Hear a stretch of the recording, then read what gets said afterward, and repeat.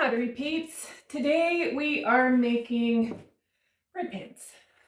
So this came about with Tess getting, she got an order for 2. And so we made a couple of different ones. If you saw the last kiln opening, I believe they were all, she made 4 of them. They were all in that kiln.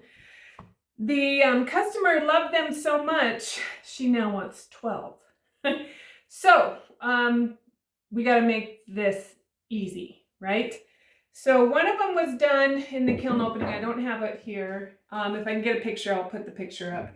Was done with a template, and it wasn't done with this template. This template is actually one that I did last February that I had planned to put up and planned to show, but if you've been with me for a while, it's been a really tough year. Anyway,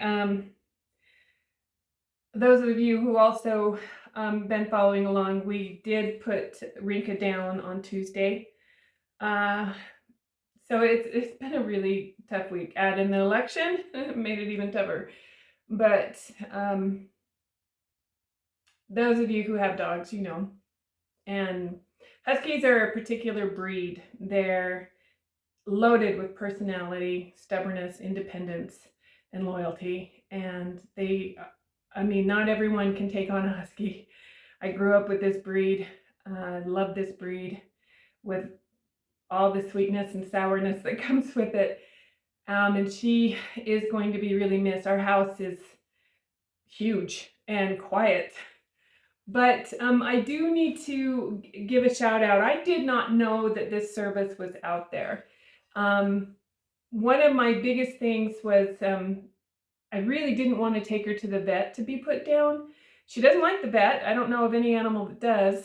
Plus, she wasn't doing well, and we would have to lift her into the car. She does not like being lifted, let me tell you. And she was 85 pounds before she went into kidney failure, and she probably was about 65 pounds when this week.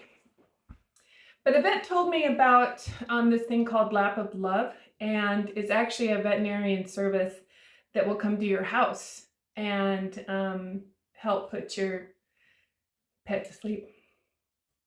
Jeez. Okay, I'm gonna hold it together.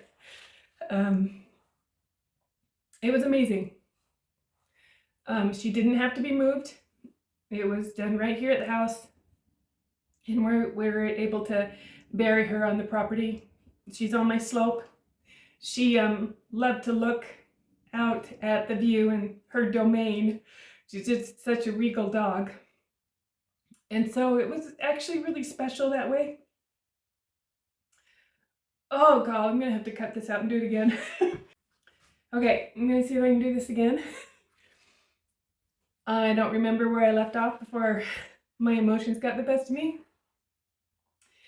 Anyway, this it's nationwide. It's called Lap of Love, and I talked to 2 women on the phone. Samantha, who is also a potter in Florida. Samantha, you were wonderful, thank you.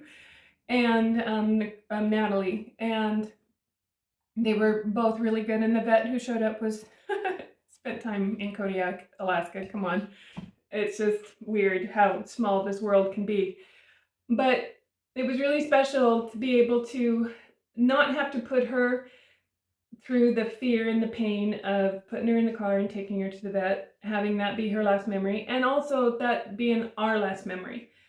So it was more expensive than going to the vet, but not by much, and it was worth it. It was really peaceful.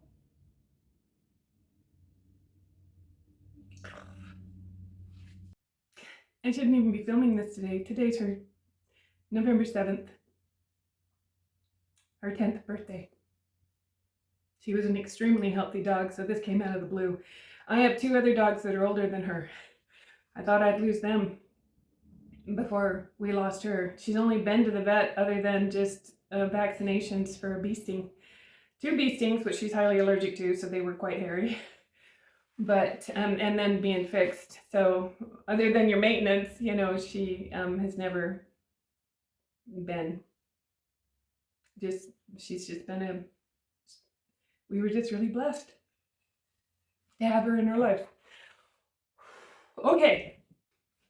All right, let's see if I can hold it together to do this video. Oh, my goodness gracious. It has been a tough year. I just pray the next 4 aren't going to be tough too. That's all I'm going to say about that. At least for now. Okay. So when Tess got the order for 12, I knew we had to figure out a way to make these fast, easy.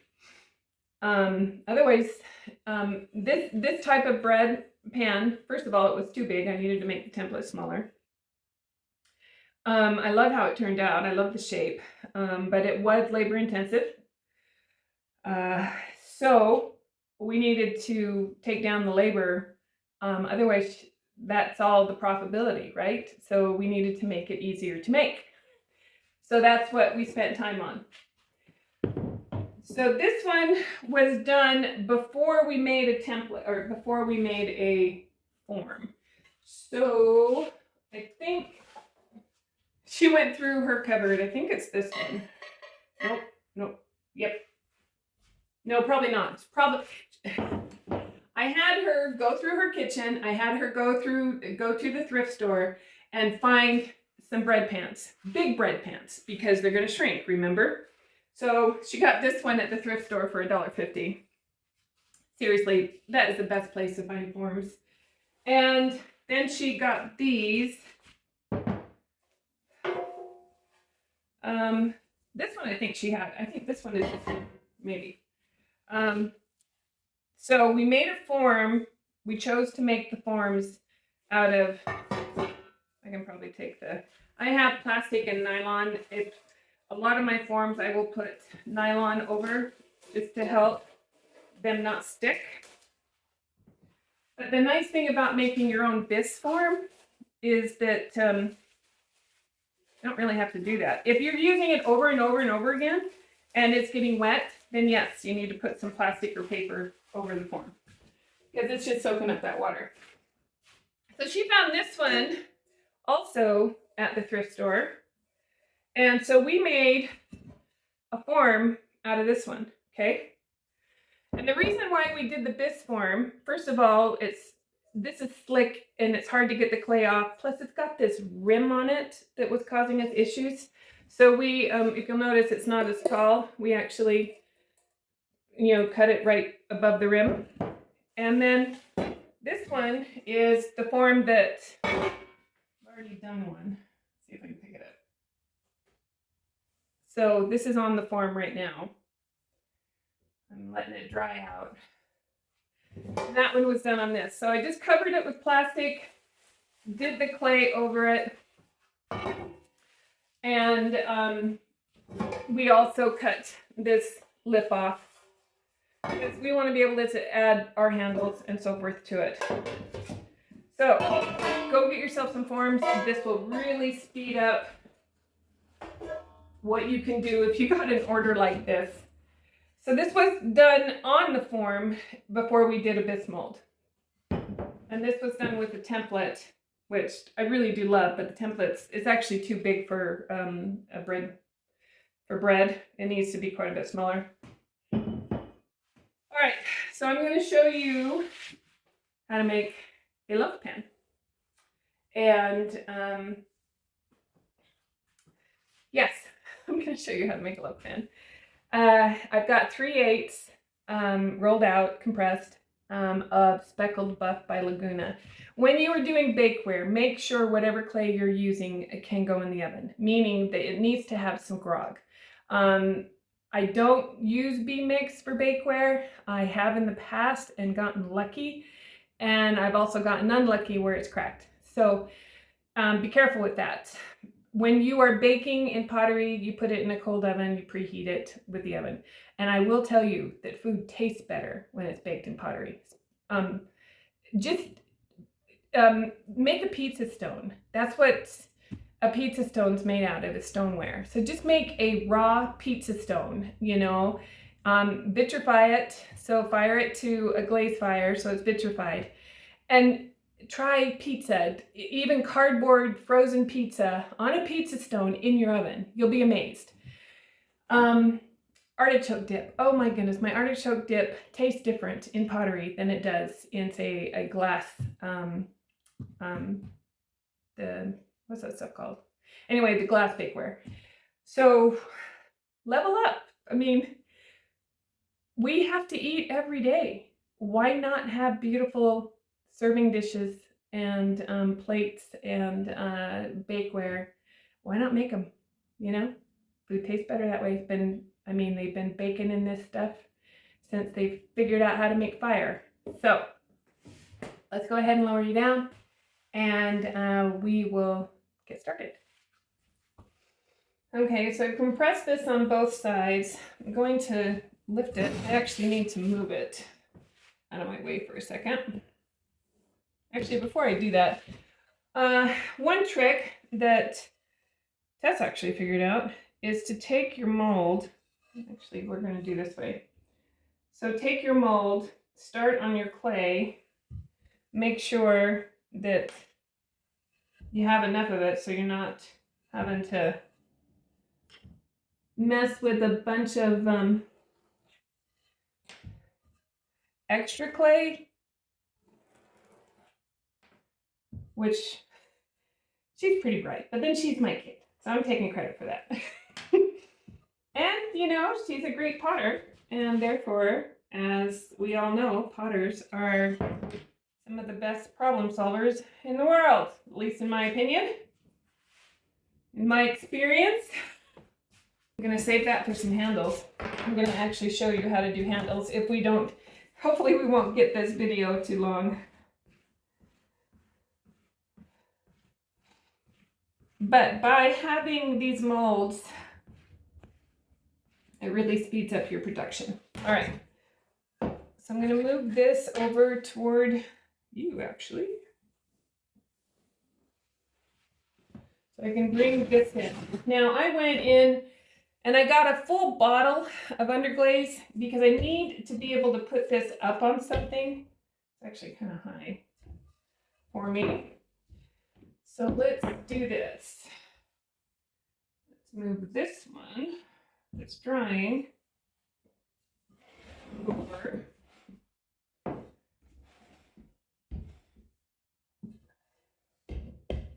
Yeah, that'll work. All right. The reason I said a full bottle is because you need some weight. You know, it's going to get tippy. You have to watch for that. But you need to have it up on something so that you can cut the rim. Okay? So let's make sure. So what I'm going to do is bring this up and over, make sure I'm low enough on that side, and then be able to just bring it over there. And then we start nibbling away. The coffin with Sharon Hoppy, I showed this type of thing.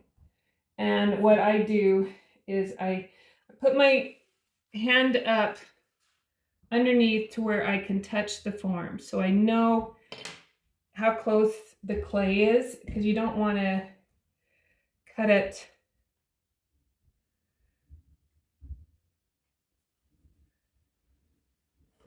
sorry, I've got people outside. So, all right. So I want to come up and I just want to get some of that weight. I don't want to cut too much at this point. I'm going to nibble at it is what I'm doing. It just helps you to get that clay on the form by taking some of this weight off. So I start with the corners, put my hand up under there so I can give myself a gauge on how much I can take off. This form is a little bit trickier because of I do have a visitor. Come on, okay, I just got waved at. Yeah, both my husband and I are struggling. Well, Okay, so lifting it up, pulling that clay up so it doesn't gather on you, and then pushing it around the form. The square forms are a little easier than this one. It's taller, the sides are straighter, to where the other one, the sides are more sloped. So if you have never done this before, go for your traditional one first. But of course, I'm showing you how to do the difficult one because you're gonna, what problems I'll have, you'll have. And I'll show you how to work through them. All right, so I'm gonna take some more clay now. And I'm not pulling the clay down. I'm trying, and do start out with 3/8 because it will stretch the clay and you don't want anything that goes in the oven. I always do 3/8 just to make sure that that thermal shock, you know, it just kind of helps to have the clay thicker when you're baking. And also you don't want a really thin bakeware. I mean, that kind of makes me nervous anyway. It doesn't matter if it's ceramic or not. I don't like really thin bakeware. I kind of like the homespun, more beefy bakeware. And 3/8 isn't beefy by any means, but definitely do not go under 3/8, at least in my experience. So I'm just kind of keeping my hands close together there, trying not to get it together, which I had problems with. Okay, so once I get too much clay, I'm going to take some of that off. That just gets in your way.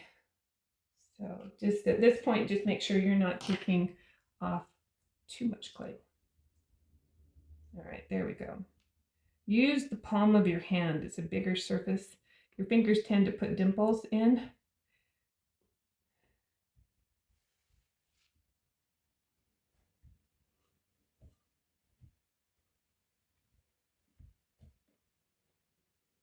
There we go. I'm going to keep doing this, but because this is what takes the most time, I'm going to go ahead and speed you up.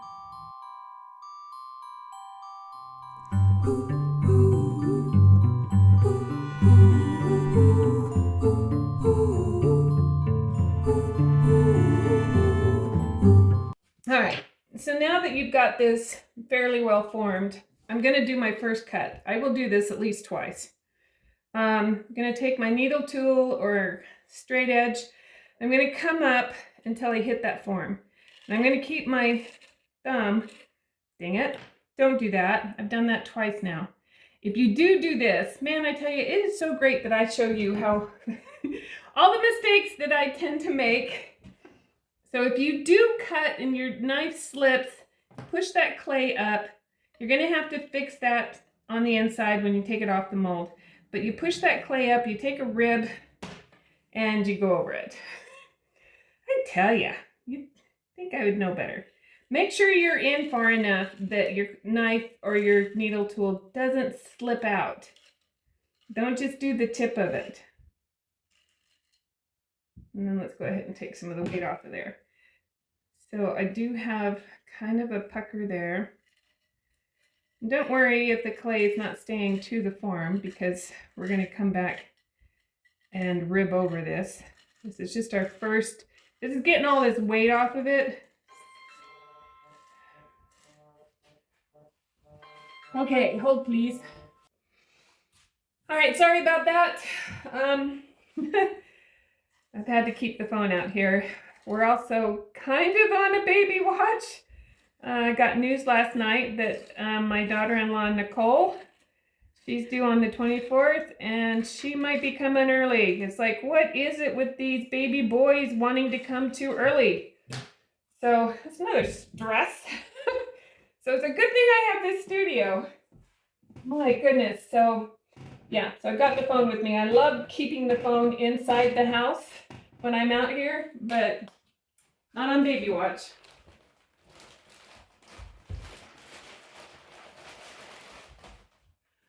All right, now that I have this cut the first time, I'm I'm going to take my metal rib, or not metal rib, sorry, my mud tool rib. Love these. In fact, as soon as they're up and running, I plan to do my part in doing another big order. They're coming back, baby. All right. So I'm lifting up. I don't want to drag this down and make this area here thin. Okay. So I'm going to take this, and with groggy clay, use your rib. You can get, and Mud Tools does sell the sponges, you know, for groggier clay, and they're great. But they take a lot of time. You have to go over and over and over it. I have found that if you, watch, if you dip the rubber tool, just dip it in water, get some water on there. Look how beautiful and satiny it smooths this clay and pushes the grog down. So this is my best way and fastest, because it's all about speed right now with the holidays. If I get too much water, I just hit that sponge, take off the water. And then I am just gonna, I'm compressing this as I'm doing it, making sure I got a good, I want that shape around that rim. And there'll be some cleanup. I'm gonna pinch that together. I could see where that was getting pulled. So I'm just pinching it together. Actually, that worked out really well. So I'm gonna do that over here. Just take little bits and pinch it together around the form. It's amazing what you figure out when you start doing stuff like this. So anywhere that I have some extra where it's like sticking up, we're gonna pinch you in place and smooth you together.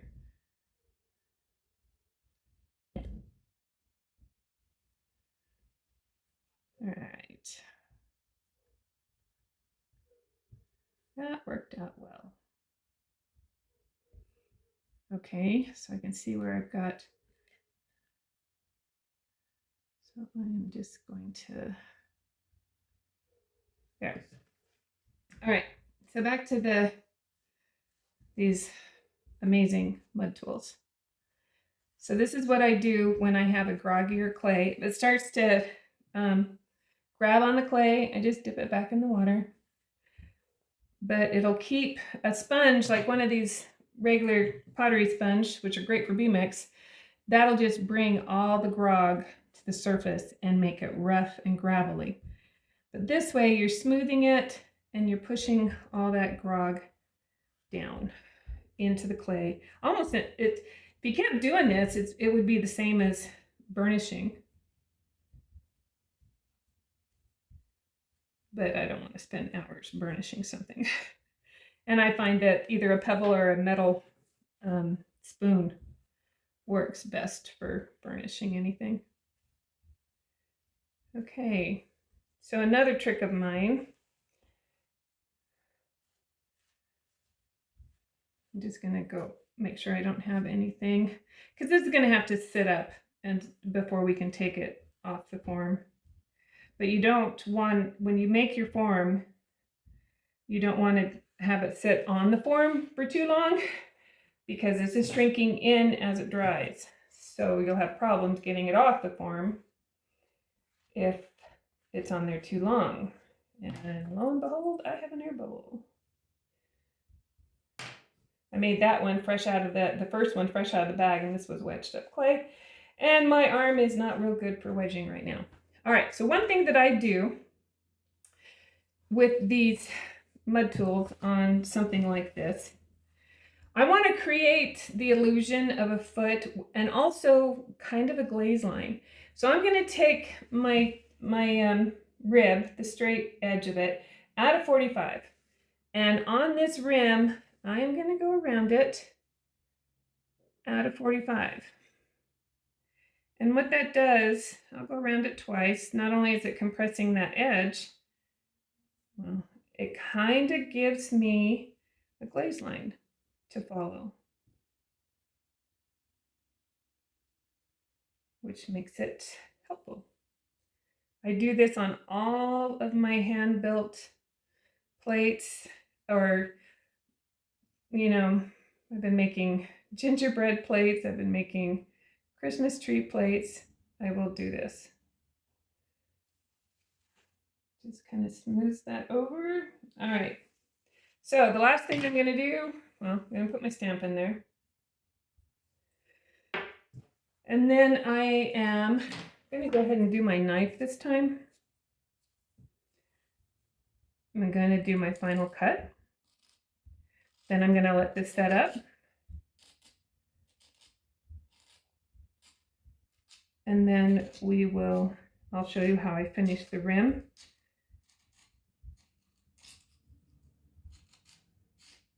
Sounds like fingernails on a chalkboard, doesn't it?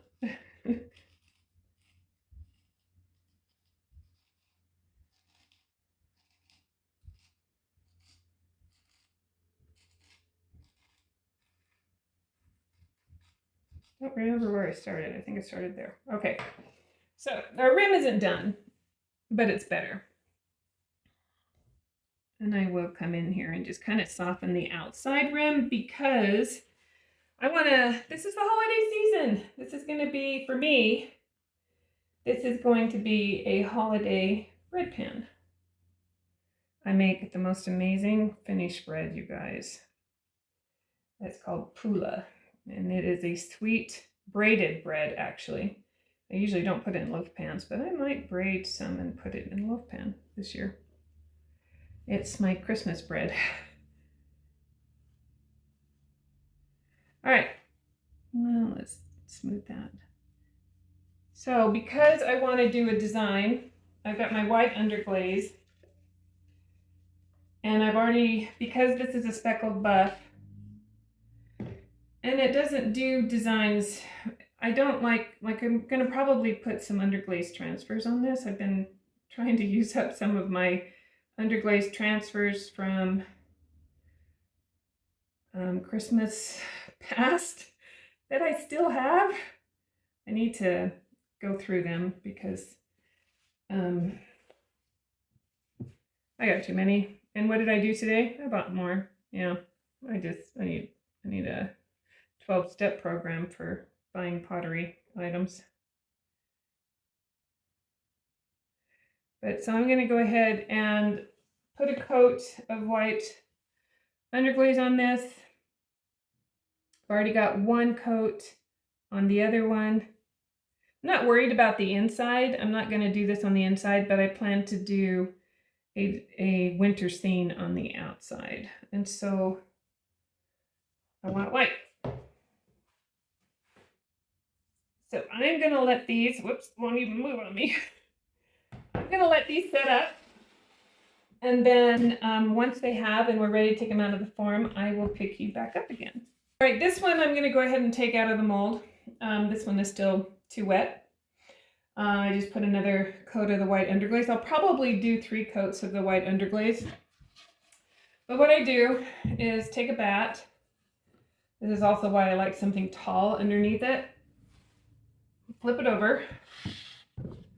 And now you see this bisque mold.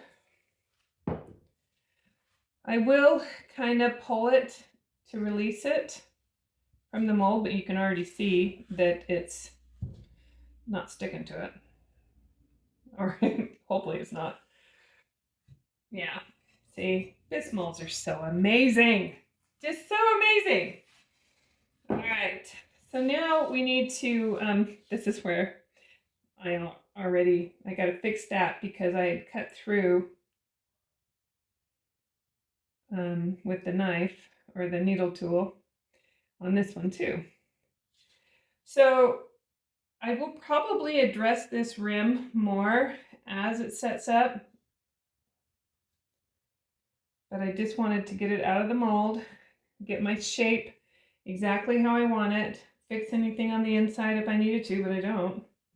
When you do make your molds, make sure that you're outside. Make sure this is ready and finished, because you can always take this mold later if you don't want to use it anymore and finish it, because it's just in the bisque. So make sure it's nice and smooth and ready to be finished, and you'll be a lot happier with your, because my inside here is actually pretty good. I do have one spot where it gathered here, so I'll just smooth that over with my finger.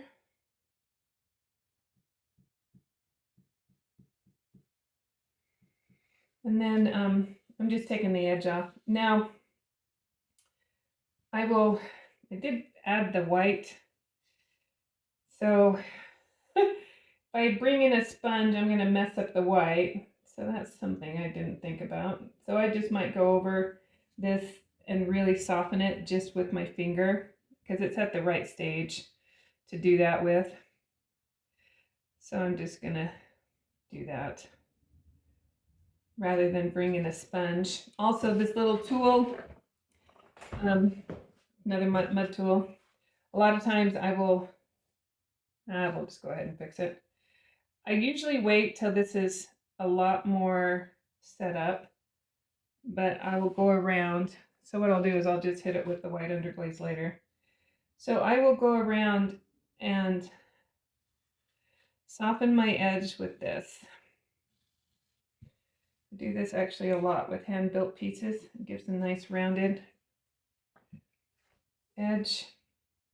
But I usually wait till I'm closer to the leather hard stage, so I don't have to be so careful.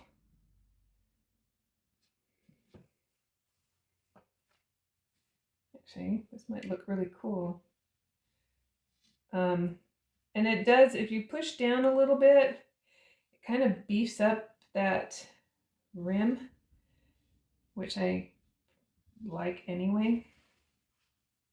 I didn't mess up my white too much. And if my white is too messed up, I do need a sponge. I can always fix it after it's been fired. I do that quite a bit actually. So I'm going to come in, I get my fingers damp, and I just go, especially with a groggy clay, and I just go over that.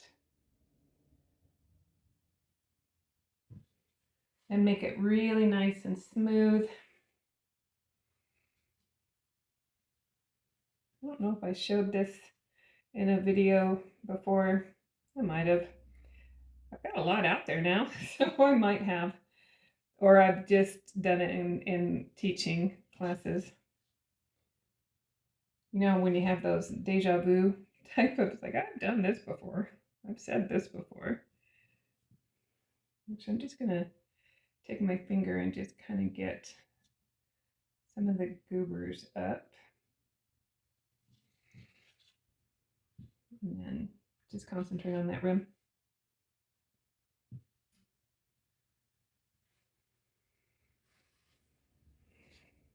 Okay, so this is just a basic shape. Actually, I should be using this other mud tool sponge. I'm going to do that. And I wring it out really well so that I'm not, especially since I got the underglaze on here. Once again, hand building, there's a lot of smoothing involved. I'm going to let this set up again. If you're making these, have other things going too, because there's a lot of waiting while you clay sets up. Well, this is getting carried away. Of course, this is getting carried away. So I am going to put underglaze transfers on this. So I put it back on the mold because another really cool thing is that with it being on the mold, I can push against it. And I also added, it's still too wet, dang it. Well, this might work in my favor. So I added more underglaze too because this was a little bit short and I'm going to do this upside down just so I can push against the mold, but I want the trees at the top. And I don't, well, it's too bad. I cut it down, so I'm just going to go ahead and put this on there. The underglaze might be a little wet, but that could actually help transfer it. And these are Sandbow's Winterstein. I actually really love these. Of course I would, because winter is one of my favorite seasons. I can't wait till everything's just blanketed in white. I know, I'm one of those. But I absolutely love the peacefulness of a good snowstorm. Not to mention, I used to love to play in it. But then, growing up in Alaska, you would. So I'm just getting it damp. It's just really damp. I can squeeze it, no water comes out. And I'm just getting these areas damp. And I'm just going to let it sit on here while there's many videos on how to do this. In fact, if you go to China Clay Art or Sandbow, I think they have, I know on Instagram they show it a lot, how they do it, which is how I learned. This one is on that same line, but it's got a mountain. So I'm not worried about the bottom so much as I'm worried about the top, because I want it to, oh no, I guess it's going down there. You have to be kind of careful. And careful is not necessarily part of my DNA. I'm very much a go for it kind of girl.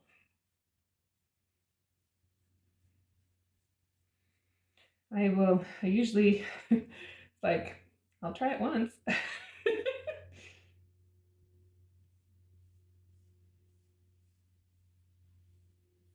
All right, so I'm just going to add water to this. I'm going to do it to the other one too.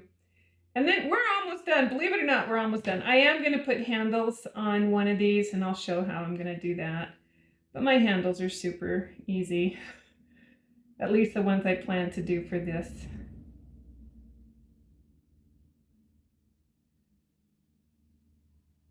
So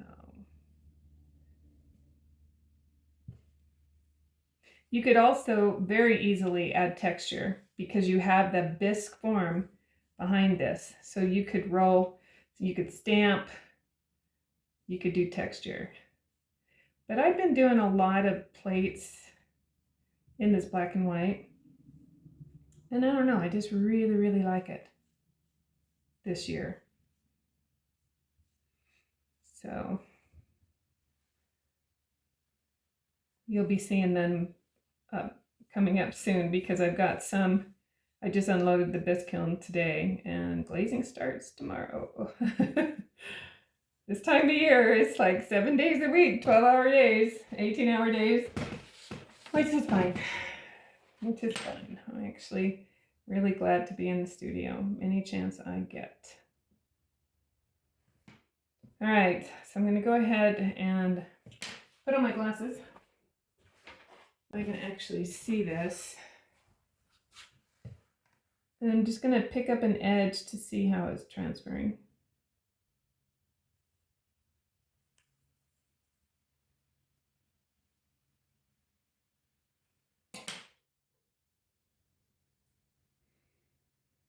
Oh, that's going to be pretty. Yep, that's going to be pretty. I like this because it's not Christmas. It's not even holiday. It's seasonal. So that's what I like about it. And being black and white, I mean, it doesn't even have to be snow. You know what I mean?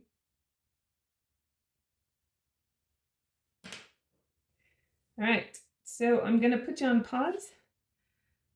And I'm going to take it out. I already showed you how to take it out of the mold. And fix that.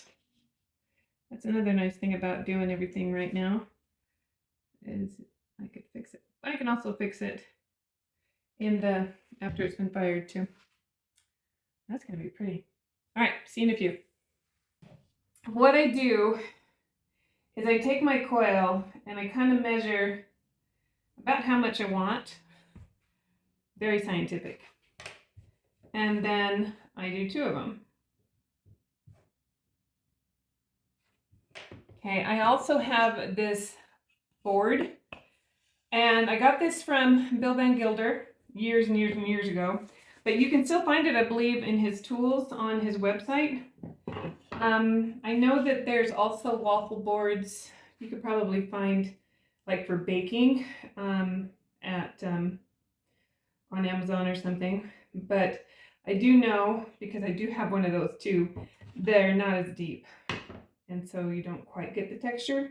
This is just one of my, I really like this handle, and he's the one who showed me how to do it. So I just put it on this board at a diagonal and I roll it in. Sometimes I roll it twice. And you get this really cool effect. Super simple, and it just gives the glaze a really fun place to do its stuff. So I'm just cleaning up my ends, and then I'll roll this one. Sometimes I will double roll them so I get more of the texture. And I did do that, so let's go ahead. Oh, you can also do this, where you turn it, hold on, where you turn it around, and then you get, did I do it right? Oh well, I didn't do it right, but I thought it's still, this is a double roll. It's kind of cool, huh? All right, but you can get like an X pattern if you do it right.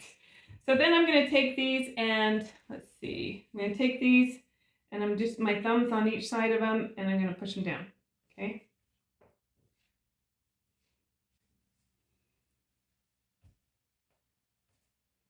And then I am going to grab my bucket that's clear over there.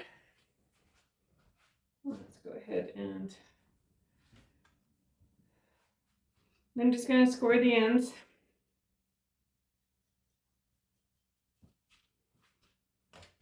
And then I am going to put this up here. And I did make it more difficult for myself because I've got the white underglaze. But I'm just going to give myself some marks and then score the mark. And then, oh, and because I have the mold, this mold I am so impressed with. We're getting a little, it's been, whoops, maybe I don't have it in right. Don't want to force it either. It could have shrunk already. Or, yep, well, I'm going to leave it right there, because what this is going to allow me to do is push against it.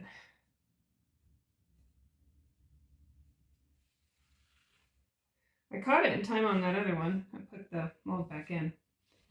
All right, so let's go ahead and do this one real quick. You know, when everything happens at once, the sun's in the wrong place for filming, clay dried out finally to be perfect. Actually, I'm just gonna go ahead and take that out. And then eyeball it with the one across it. Yeah, that looks about right.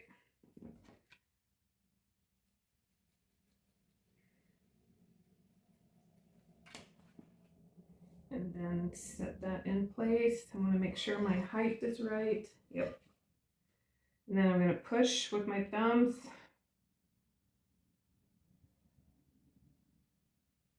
I want it close, but I don't want it actually touching. I want it sitting away from it for just a little bit. I don't know if you can see that, but just to give me some lugs. Actually, that's what they're called, is lugs. So it's sitting away from it just a touch. And then let's go ahead and I'm going to make some balls, all the same size roughly, and then make them into buttons. And I have a stamp, a Bisque stamp that I got years and years ago. That's a snowflake. And I'm going to add those because it kind of fits the scene. And if your little ball splits, just get your finger wet and fix it. So I'm just gonna score where that goes and set that button right there. It actually looks really cute with just the button.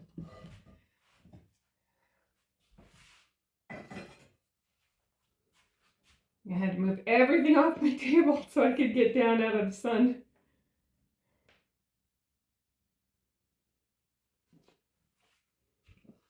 I'm just gonna put those on real fast and we are almost there.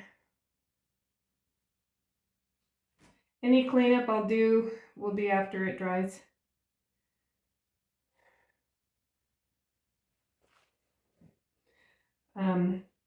Or I might even wait. Like if I need to do any cleanup on the underglaze, I'll do that when I'm glazing it. And I'm not sure, I think I want to do something fun on the inside. I could do black, just do a whole black and white thing, because this is the speckled clay, so the black will have little sparkles in it if I do black. But I could also do green because, you know, pine trees.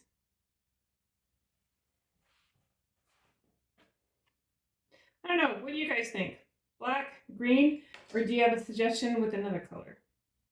Or should I do something cool like with the night moth or the blue hydrangea over something so it looks like a sky on the inside?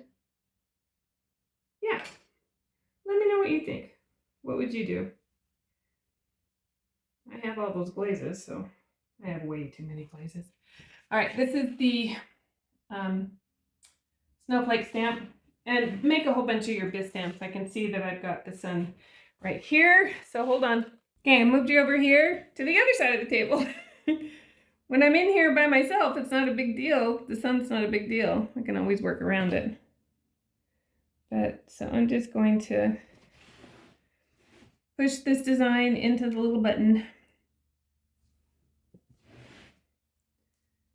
Another place for the glaze to play, unless I do clear. Then I kind of, actually it might be really cool to leave all this raw on the outside, you know? That might be super cool. All right, so I'm just gonna quickly fix any of the little splitting on the little buttons. And any slip and that kind of thing, I will wait till this actually dries and just scrape it off or smooth it in. If I do it now, it's going to mess up all of that, so I'll wait till it dries. I will put these under plastic for a few days and hope to fire them next week. We're going to be glazing starting tomorrow, so there'll be a kiln opening here soon too.